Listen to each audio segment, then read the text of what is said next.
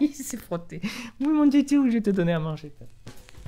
Dans cette vidéo, comme chaque mois, nous allons revenir sur les films, séries et documentaires que j'ai pu voir durant le mois dernier, à savoir le mois de février pour cette vidéo. Et durant ce mois-là, j'ai vu des gros machins qui ont fait des gros titres et aussi des trucs un peu plus obscurs. Bref, allons-y.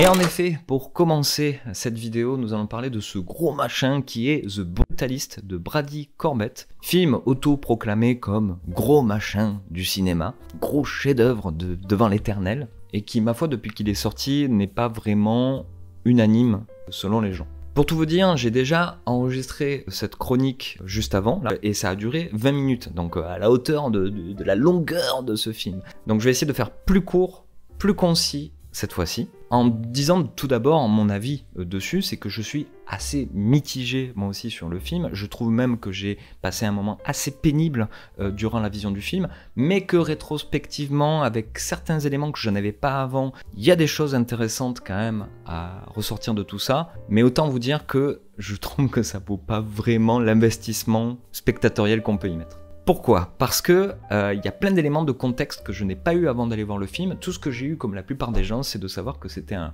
long film et que c'était un chef-d'œuvre. Voilà. Donc je me suis dit, je vais aller voir un film long avec une entracte au milieu sur un sujet que je connais très peu, qui est l'architecture, sur le brutalisme que je connais pas du tout, et en plus je vais passer vraiment un moment de cinéma inouï. Waouh, calm down. En vérité, pour tout vous dire avant que vous alliez voir ce film, c'est un film qui est quand même un film d'acteur. Et d'ailleurs, Brady Corbet, le réalisateur que je connaissais pas du tout et que personne ne connaissait avant, est en fait comédien à la base. Et comédien de films un peu notables comme Mysterious Skin ou encore Funny Game. Donc que des réalisateurs, c'est la fête quoi. Et donc il y a ce défaut, enfin que moi je vois en tout cas, mais qui peut-être vous le noterez sur d'autres films, il a le défaut d'être un film de comédien. C'est-à-dire que comme si le scénario, les scènes étaient craftées exprès pour avoir des performances de comédiens, pour avoir des trucs où les gens se disent des répliques, mais en fait il se passe quelque chose d'autre en soum-soum, et en même temps ils ont des regards bizarres, et puis ils se placent bizarrement dans le cadre et tout. Je dis bizarrement parce qu'il y a finalement quelque chose d'assez théâtral, dans le mauvais sens du terme on va dire, dans ce brutaliste, qui nous offre donc des scènes très très longues, où les gens se disent des trucs, et où à la fin c'est un peu déceptif la plupart du temps, mais quelle performance quoi. Ça c'est la première chose, si vous aimez déjà les longs films comme ça, où il y a des comédiens qui font la comédie, ça peut être intéressant. Deuxième élément de contexte que je n'avais pas auparavant et qui, quand je l'ai su après, m'a donné un sentiment un peu bizarre, c'est que le personnage principal, The Brutalist, Laszlo Toth, de son nom dans le film, est en fait un personnage fictif. Bon, c'est pas que je pensais que c'était un personnage totalement réel et que c'était un biopic stricto sensu, mais je m'étais dit ça s'inspire peut-être grandement d'une personnalité, ou voire deux, et donc du coup, pour ne pas avoir de problème, ils ont pris un autre nom. Mais non, c'est un personnage inventé de toutes pièces par Brady Corbet, et alors le sentiment que j'ai eu à la fin, c'est que en sortant du film, il y avait plein de choses qui me dérangeaient un peu, notamment la structure du film, comment certaines choses sont pas montrées, pas dites, comment des relations entre personnages nous sont complètement mis de côté, ou alors totalement caricaturales. Je me suis dit, bah, c'est parce que c'est comme ça que ça s'est passé dans la vraie vie, donc du coup, voilà. Mais en fait, pas du tout. En fait, tout ça est l'invention d'un scénariste, et sur 3h30 de s'intéresser à un personnage et d'avoir autant de trous en fait dans le scénario, selon moi, des trucs qui me frustrent en fait, qui m'ont frustré complètement. Bon, j'aurais aimé le savoir avant. J'aurais aimé savoir avant qu'on était avec une allégorie en quelque sorte. Et donc, troisième élément de contexte qui est très important avant de voir The Brutalist et même de savoir son pitch, c'est que le film s'appelle The Brutalist, mais l'architecture, il s'en branle un peu, en vrai, le film. Et ça m'a un peu aussi peiné, vraiment, en sortant du film, parce que vraiment, je n'ai pas de culture autour de l'architecture, je ne connais pas bien le brutalisme, même si je vois qu'est-ce que c'est, j'arrive à savoir ce que c'est, mais je connais pas du tout l'histoire du brutalisme et compagnie. Je me suis dit, tiens, ça va être un film qui, en plus de me donner, comme d'habitude dans ce genre de film, quelque chose d'émotionnel et une histoire de personnage, aussi me donner les clés de compréhension d'un monde que je ne connais pas, qui est celui de l'architecture. Non, Bon, je vais un peu loin parce que en vérité, un peu plus tard, j'ai lu ou regardé une interview de son réalisateur qui expliquait que, ne sachant pas comment montrer l'architecture à l'écran, s'est dit qu'il allait le faire avec les outils du cinéma, type la musique, la longueur du film, le format. Tout ça est censé représenter ce qu'est le brutalisme. Ok, mais quand t'as un débilos comme moi et qui se pointe devant le film, tu sais pas ce que c'est le brutalisme. Donc tu te prends juste dans la tronche une espèce de truc un peu abstrait et tu te retrouves dans la même position que peuvent avoir les gens devant l'art contemporain quand ils ont pas les clés en fait de compréhension. Et moi je me suis retrouvé un peu comme un con. Alors j'essayais de suivre le personnage mais je comprenais pas trop ce qui se passait. Voilà. Donc tout ça c'est tout ce qui a été pénible pour moi durant la vision de ce film et qui je pense est pénible pour beaucoup d'autres gens et qui crée du coup un sentiment de snobisme. C'est-à-dire c'est un film qui est très snob quoi, qui dure 3h30, qui est très sombre dans tous ses propos, alors que c'est un personnage fictif, c'est quand même un film qui te donne aucune proposition de vie, ce n'est que des choses très sombres qui arrivent au personnage et compagnie.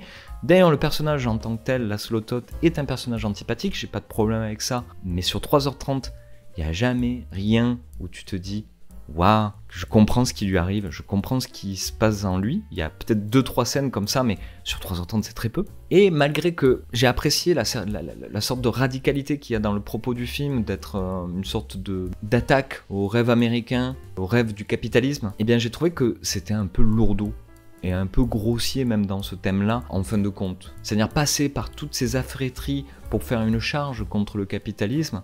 Il y a d'autres films qui arrivent à faire ça plus court et plus fort. On se retrouve dans ce film, non pas avec le point de vue du personnage, mais avec le point de vue de son auteur, et moi en sortant du film, je me suis dit c'est une sorte d'adolescent qui vient de découvrir Naomi Klein quoi, en fait. Naomi Klein, la stratégie du choc, bref. Vraiment, il y a un côté où c'est, voilà, un peu edgy, un peu un film qui se veut un peu edgy, qui dans son format avec le VistaVision, ça aussi c'est un truc qu'on a beaucoup entendu tout ça, m'a un peu gonflé aussi, parce qu'en fait, je trouve qu'il l'utilise pas si bien que ça, et en plus, pour faire vraiment genre on a tourné en pellicule, moi dans ma copie en tout cas que j'ai vue en salle, il y avait encore les scratchs sur l'écran alors qu'on est devant un DCP, une copie numérique, donc ça veut dire que pour montrer qu'on a fait ça en vrai, on met les scratchs, les rayures hein, sur les scratchs, mais c'est les rayures sur la pellicule comme si ça avait été déjà détérioré. Bref, c'est tout ça où je me dis, bon, il y a une espèce d'hallucination collective, ou en tout cas d'envie de grands films et de gros sujets qui, pour moi, n'est pas assouvi dans ce film. Je trouve que le but de ce film n'est pas du tout celui-là. Il est plutôt dans un truc beaucoup plus resserré, beaucoup plus petit, et qui peut être sympa, du coup, à apprécier, mais autant le savoir en avance. C'est-à-dire, c'est pas un gros film d'auteur. C'est un petit film et qui est long. D'ailleurs, mention spéciale pour la première scène, le prologue, que j'ai trouvé quand même assez impressionnante dans l'idée et tout ce que ça veut dire. Mais après, c'est un peu comme si... ouais, c'est comme si en fait, il avait une super idée qu'après, il t'explique pendant 3 heures pourquoi elle est super l'idée, quoi. Voilà. Donc voilà, The Brutalist, maintenant vous êtes prévenus, je ne l'étais pas. Faites votre choix, allez le voir, allez pas le voir. Petit truc aussi, c'est que là où j'ai été le voir, c'est dans un pâté, et truc aussi complètement à côté de la plaque, il y avait donc pendant l'entracte, un petit buffet pour manger des petits trucs, boire un petit café. C'est un peu bizarre quand tu vois un film où tout le long c'est que sombre, comme si c'était la fête quoi, c'est bizarre. Bref, passons au film suivant.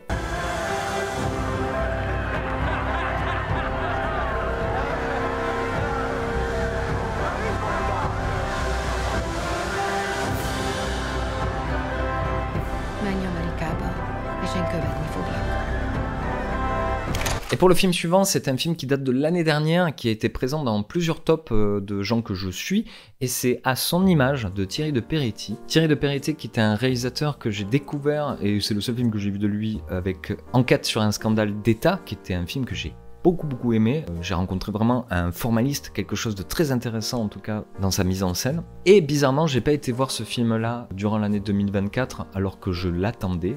Je ne sais pas trop pourquoi. Il y a eu beaucoup de films corses, hein, parce que oui, À son image est un film qui se passe en Corse et qui est l'adaptation d'un livre que je n'ai pas du tout lu et qui est une sorte de portrait d'une photojournaliste dont on apprend dès le début, ce n'est pas un spoil, qu'elle est morte assez jeune d'un accident de la route. Et le film donc tente de dresser le portrait, j'imagine comme le livre, de cette jeune femme, de son rapport à la photo, de son rapport à la lutte corse. Elle faisait partie d'un milieu et était amoureuse d'un indépendantiste qui, on le voit dans le film, a été plusieurs fois en prison et tout. Et donc, on suit une sorte d'histoire du coup de la jeunesse corse dans les années 80-90 par le biais donc de ce personnage et pas par son point de vue, puisqu'il y a une voix off par-dessus qui est une voix off masculine qui essaye de capter ce qu'était ce personnage. Je trouve que l'approche de ce réalisateur, son approche de mise en scène, de façon de raconter une histoire, moi me touche vraiment beaucoup.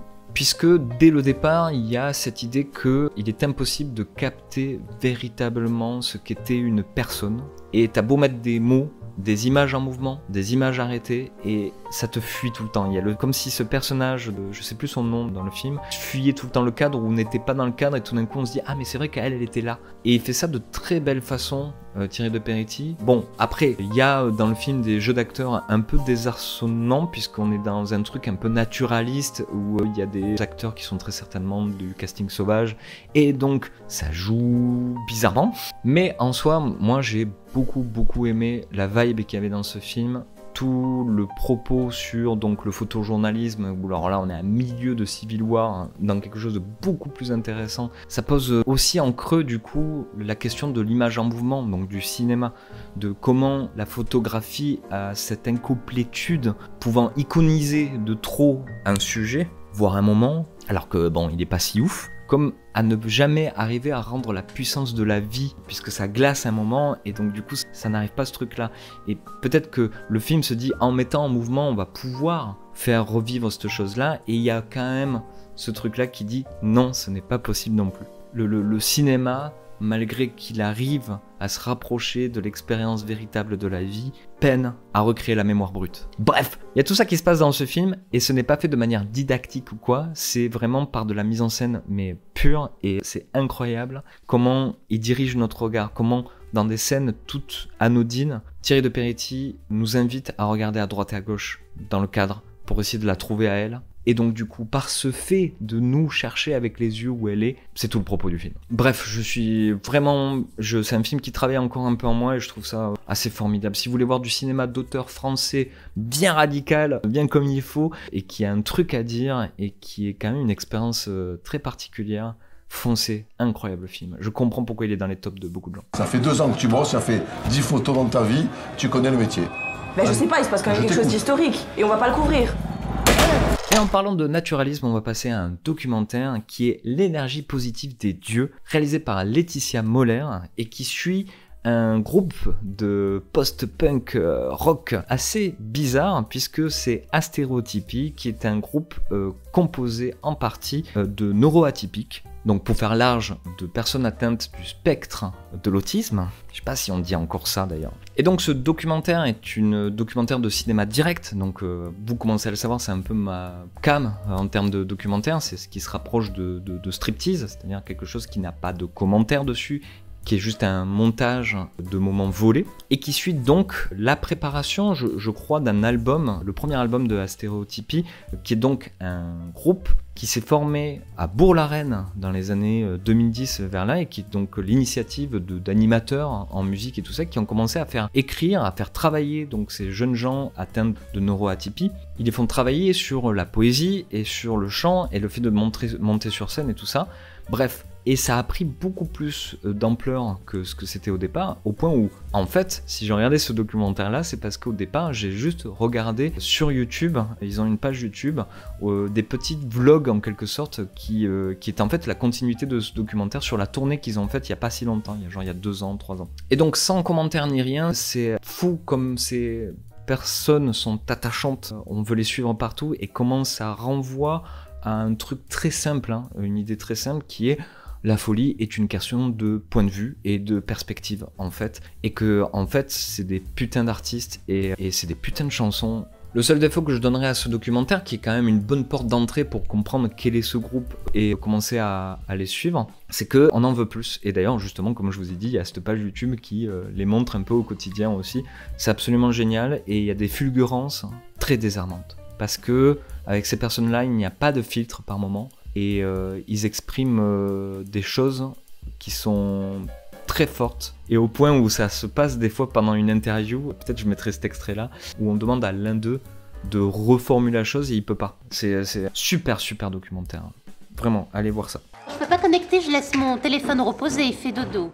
Et vous ne l'attendiez pas, mais vous l'attendiez quand même, c'est la suite de Bref 2, que j'ai regardé ce mois-ci comme la plupart des gens dans ce pays. Comme son nom l'indique, c'est la suite de Bref, série qui était sortie en 2010, et je pense qu'il est un peu important de faire un petit contexte, en tout cas personnel par rapport à ça. C'est que la première saison de Bref, comme beaucoup, je me la suis pris en pleine tronche. Il faut remettre en contexte ce que c'était. C'est une série qui se prenait place en fait dans le format court, le programme court exactement même, qui était donc à une époque où Internet n'était pas encore hégémonique et où les gens consommaient encore la télé, notamment moi. C'était un type de programme qui était trusté par Kaamelott, Caméra Café et tout ça. Et bref, quand c'est arrivé, ça a complètement cassé la baraque puisqu'en 2-3 minutes, il y avait beaucoup de choses qui étaient dites, qui étaient faites en mise en scène, il y avait beaucoup d'ambition et le sujet même de Bref était quelque chose de anti-spectaculaire, c'est-à-dire que c'était un pauvre gars assez normal, qui nous ressemblait, qui habitait dans des petits appartes d'étudiants avec 4 murs blancs, un pauvre poster, un clic-clac au milieu, et qui lui arrivait des histoires un peu nulles, mais qui arrivait par ce programme-là, Bref, à faire un truc un peu enthousiasmant et drôle, beaucoup de blagues à la chaîne. Ce style a été tellement percutant, révolutionnaire en quelque sorte, qu'il a été 1000 fois répété, imité, même de manière la plupart du temps assez mauvaise. Mais voilà, il y avait quelque chose de vraiment génial, dans le sens vraiment que ça sortait de nulle part dans Bref, et que ça correspondait complètement à son époque, et complètement à une génération en fait. Donc en voyant arriver Bref 2, j'étais déjà personnellement un petit peu sur la retenue, je dois le dire, hein, comme beaucoup j'imagine. Et je pense que c'est parce que finalement le premier épisode et la série se tient quand même assez bien, que beaucoup de gens ont dit « Ah mais c'est chouette, Bref 2 c'est trop bien ». Moi j'ai un avis un peu plus dubitatif, je le dis d'emblée. Oui, le premier épisode m'a vraiment rassuré, j'ai trouvé ça assez exceptionnel. On revient sur le ton, le rythme de Bref, mais un peu plus long et tout. Et il y a cette cassure au milieu, puisque, bon bah je veux pas spoiler vraiment, mais on va dire, le point de départ de Bref 2 c'est une rupture, et donc au moment de la rupture, tout d'un coup tout se calme. Et là, je me suis dit, il est là le génie. Après avoir fait Bref, donc un condensé en 2-3 minutes d'une crise existentielle totale d'un personnage comme tout le monde, et bien tout d'un coup, on va avoir peut-être un truc plus sur le temps long, où on va voir une semaine de ce personnage qui essaye de rebondir, et que ça va être un peu plus lent, et qu'il va y avoir plus de personnages, et moins de voix off. Non, la suite de la série est en fait Bref, la saison 1 de Bref, mais en plus long quoi. Et ça, il y a plus de gens qui le disent quand même, que je trouve ça un peu plombant, c'est-à-dire chaque épisode, c'est un ramassis de sketchs, beaucoup d'idées, de propositions, beaucoup de choses, et parfois pour pas grand chose, même pour faire un truc un peu, je trouve, voilà, on te tient la main pour des trucs un peu bébêtes parfois, et parfois même, j'ai envie de dire, des ressorts de comédie romantique où tu fais, bon, c'est un peu yeux, c'est un peu boomer. Hein. Mais non, parce que ils sont tellement edgy, et ça c'est vraiment le versant que j'aime pas trop entre ces deux, Ken Kojandi et Bruno Muccio, c'est qu'il y a vraiment ce côté, ouais mais nous on est un peu plus malin, en fait quand on fait un truc un peu caricatural c'est parce qu'on est conscient de la caricature et qu'en fait on veut déconstruire ça. Ça c'est des choses qui ont tendance un petit peu à m'énerver par moment, et cette saison 2 de Bref, comme la deuxième partie de la première saison, c'est un peu compliqué à expliquer, a tendance à verser dans ce truc-là, et moi je souffle en fait devant, de te faire des métaphores tout le temps, machin et tout, c'est un peu insupportable. Donc du coup, il y a un côté déceptif pour moi, parce que je crois que j'attendais une remise en cause de la forme, parce que cette forme du premier Bref était problématique, et le personnage est problématique dans Bref, et il le reste en fait dans ce Bref 2, et ça je trouve que, pareil, c'est un truc qui n'a pas été noté, c'est que finalement, sans rien spoiler, hein, mais l'issue de ce personnage à la fin de Bref 2, c'est quand même qu'il a des amis ou de la famille qui ont un capital financier ou culturel et qui lui permettent, en tant que bon parasite, de continuer sa life. Ce qui n'est pas la vie des gens. Si c'est la vôtre, tant mieux, profitez-en. Mais c'est quand même un petit vide existentiel tout ça. On nous fait passer le truc de j'ai appris plein de leçons sur la life et tout, alors qu'en fait il s'en sort juste parce que d'autres personnes autour de lui tirent la tête hors de l'eau. Mais c'est un truc qu'on peut ressentir dès le début de la série en fait. Enfin je parle de la saison 2. C'est-à-dire que dans cet appart qui a été tourné en studio, il y a quelque chose qui n'est pas vrai. Il y a quelque chose où En effet, entre le personnage de la première saison de Bref, où tu sens que ça a été tourné dans des appartes de potes, avec la light qu'ils avaient, avec la caméra qu'ils avaient, là on se retrouve dans dans une gentrification de Bref, quoi. C'est-à-dire que c'est d'un coup, un appart comme ça n'existe pas. Ça n'existe pas. Enfin, peu y ont accès, mais encore moins le personnage de Bref. Il n'est pas censé avoir accès à ce type d'appartement. Bref, j'ai trouvé que Bref 2 était pas si fou que ça. J'ai passé des bons moments, j'ai rigolé, et je trouve qu'il y a beaucoup de choses où je suis un peu déçu, notamment aussi le fait que, avec tous ces comédiens qu'il y a là, on a quand même Laura Felpin, on a Jean-Paul Rouve, on a même Alexandre Astier qui fait un petit rôle. Il n'est pas pris la mesure de se dire, mais en fait, on va arrêter de faire du cut et on va faire des grosses scènes de comédie plus intéressantes où chacun presque en temps long. Non, ça c'est un truc qui est un peu raté et qui,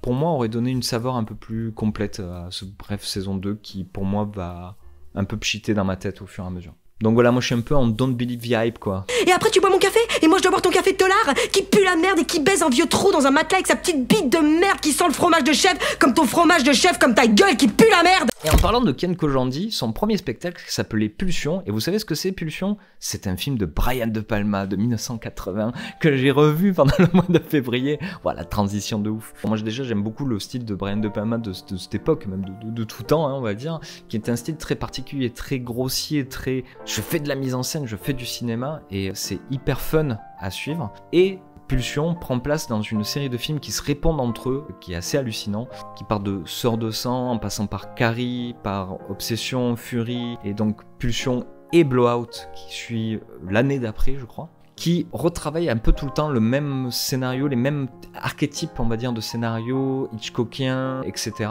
Pour aller de plus en plus profondément dans la provocation, en fait. Le début de Pulsion, pour tout vous dire, c'est une espèce de rip-off d'une scène de Psychose, qui était déjà un peu l'intro de Carrie d'ailleurs, mais ça va très loin. On a des gros plans génitaux, avec une musique très lancinante et très érotisante. Voilà, c'est ça la grande qualité de ce film Pulsion, c'est que c'est un film qui va toujours trop loin. Et si on aime ce grand guignol, c'est vraiment un plaisir fou. La question trans qui est à l'intérieur est aussi un peu abordée de manière on ne sait pas où on va, mais ça reste fun. C'est un film festif, c'est un film drôle en fin de compte, et qui aboutira à ce sommet qui est Blowout, qui sort l'année d'après. Bref, je vous conseille de regarder Pulsion si vous avez déjà l'habitude du cinéma de Brian De Palma. Si vous voulez commencer sur du Brian De Palma, c'est peut-être un peu too much, un peu comme Body Double, il faut avoir un second degré particulier. Are you sexually attracted to me? Yes. Are you? Attracted to you? Mm-hmm. Yes. Et en parlant de conceptualisation, de mise en scène et tout ça, j'ai été voir ce mois-ci ce film d'horreur qui s'appelle Présence de Steven Soderbergh, oui, le même qui a dit il y a 5 ans je vais arrêter le cinéma et qui fait depuis 15 films par an, et qui donc est un film que j'ai été voir parce qu'il repose sur un concept qui, ma foi, vu qu'il n'y avait pas grand chose, on continue à être dans un début d'année un peu morose en termes de cinéma, qui ma foi m'a un peu intéressé. Je me suis dit allez, pourquoi pas, le film est pas très long en plus, je crois qu'il dure à peine 1h20, un truc comme ça. C'est un film de fantôme fait du point de vue du fantôme, c'est-à-dire que j'ai cru à un moment que c'était avec un drone, qu'il y avait une idée de mettre en scène un film d'intérieur, un huis clos avec un drone à l'intérieur, et c'est ça qui m'intéressait moi en fait. Je me disais tiens, qu'est-ce qu'il va faire avec ça? En effet, ça produit des scènes assez intéressantes en termes esthétiques, en termes même de sensations, et qui donnent des idées même pour des futures utilisations de ce genre d'outils, hein, parce que je crois que c'est pas du tout du drone, hein, mais il y a cet aspect-là. Par contre, le film est scénarisé par David Koepp, qui est quand même un scénariste de renom.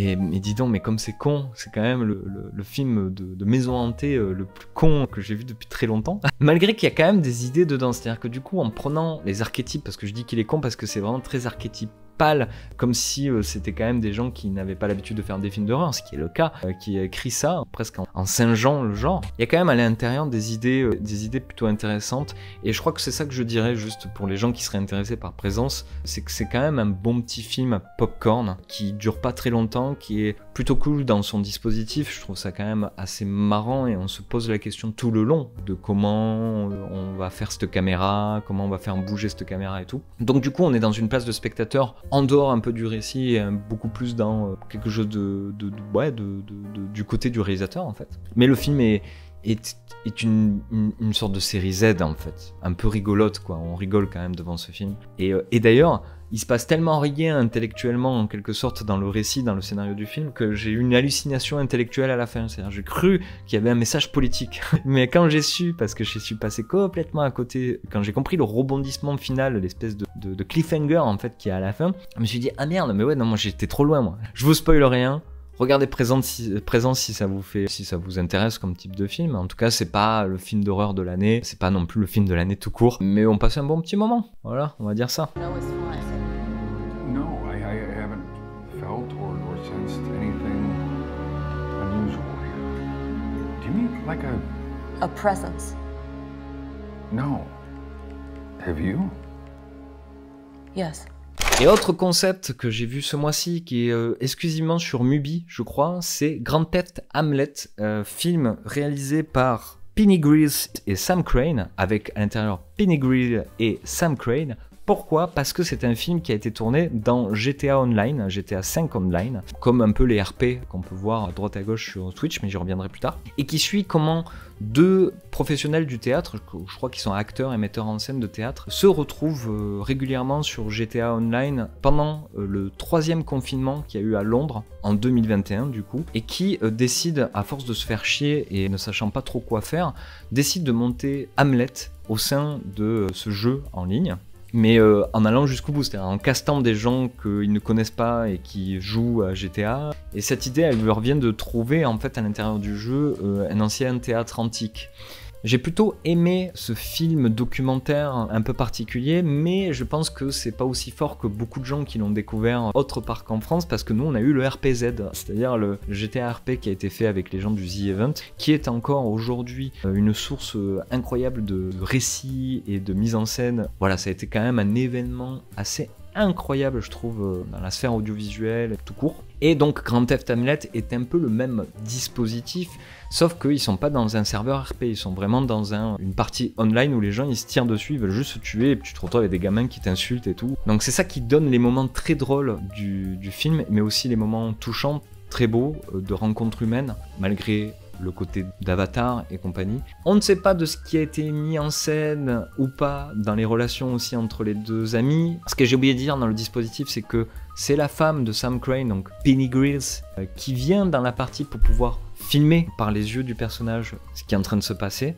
Et finalement, on se retrouve avec une très belle histoire, une histoire finalement de montage de spectacle, mais au sein d'un jeu vidéo. Et c'est très très touchant à la fin, en effet, on a quelque chose, on a quand même une émotion qui nous envahit, de la beauté du spectacle vivant, même s'il n'est pas essentiel selon certaines personnes. Bref, voilà, si ça vous intéresse, allez voir Grand Theft Hamlet, c'est quand même assez cool. Who has relieved you? Bernardo has my place. Give you good night. Hola, Bernardo. Oh, shit. Say what, is Horatio there? Fuck. Autre film que j'ai vu sur Mubi, c'est le premier film de Began, qui est un réalisateur chinois qui avait fait, oh là là, je sais plus le nom du film, je crois que c'était La Grande Traversée dans la Nuit, un truc comme ça, qui était un film très particulier. Ce film-là, ce premier film, il s'appelle Kylie Blues, et si je l'ai regardé, c'est parce que j'ai un souvenir un peu mitigé, un peu particulier de ce film que j'avais été voir en salle à l'époque, et donc son deuxième film, La Grande Traversée dans la Nuit, je sais plus comment il s'appelle. Puisque c'était un film qui avait un concept assez cool, c'est-à-dire au milieu du film on devait mettre les lunettes 3D pour suivre la fin du film, l'autre moitié du film, et en fait si on mettait les lunettes 3D c'est qu'on avait un long plan séquence en 3D où on suivait un personnage qui complètement divaguait en pleine nuit dans une ville. Ce film est resté en tête alors qu'il était un peu pompeux sur certains aspects et tout ça, et je m'étais dit ah mais je vais regarder ce qu'il avait fait en premier, parce que quand même c'est un des rares cinéastes Began qui pour moi sont vraiment dans la mesure de David Lynch qui nous a quittés il y a pas longtemps. C'est vraiment quelqu'un qui part radicalement dans son intuition, mais genre sans concession, quitte à ce que ça soit parfois un peu immature, parfois un peu mal fait, et c'est tout le cas aussi de ce Kylie Blues, qui est donc un de ces rares films qui sur Letterboxd, je n'ai pas mis de notes parce que je sais pas ce que j'ai vu, je sais pas si j'ai aimé. Il y a des moments où je me suis fait vraiment chier devant, mais en même temps j'ai jamais vu un film comme celui-là auparavant, et je vais essayer de vous le résumer. Du coup, on suit un médecin à Kaili, donc une ville vers Chongqing, qui va partir aller chercher son filleul à l'autre bout de la région, en même temps qu'il va ramener des fleurs au défunt amant de sa collègue. Et tout ça, c'est tout ce que j'ai compris, je crois. On est dans un film qui donc est très ésotérique, qui est très dans le monde du rêve, où il y a des séquences qui se répondent sur des détails, sur des figures, sur des sensations. Et en fait, quand je dis que c'est un film qui m'a beaucoup marqué, c'est que j'ai rarement vu un film qui essaie de montrer ce que c'est que la ruralité chinoise, notamment. Puisque au milieu du film, comme pour son deuxième film, en fait, il nous refait le coup d'un long plan séquence de 40 minutes où on fait tout le trajet pour aller chercher cet enfant en fait qu'il avait laissé de côté.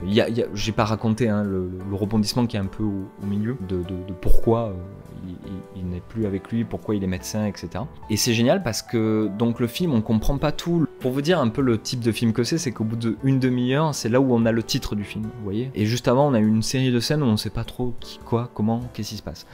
Et donc, à 40 minutes, tout d'un coup, le film il s'arrête et on est juste dans un trajet. Et en fait, c'est super beau parce que du coup, c'est totalement en accord avec les émotions du personnage de se dire, ok, ce qui compte, c'est le chemin. Mais au milieu de ça, il y a quelque chose d'un peu théâtral, mais en même temps, il capte vraiment les gens de cet endroit, puisque très certainement, il a casté tout simplement en figuration, voire même en comédien, les gens qui habitaient là. Et qu'est-ce que je peux vous dire, c'est du cinéma très très particulier, il faut vraiment kiffer ou pas. En tout cas, c'est quelqu'un que je regarde de très près, et je suis impatient de suivre la suite de son cinéma, parce qu'on a quelque chose d'unique, et c'est rare en 2025 d'avoir des cinéastes avec une tonalité qu'on n'a pas vue ailleurs.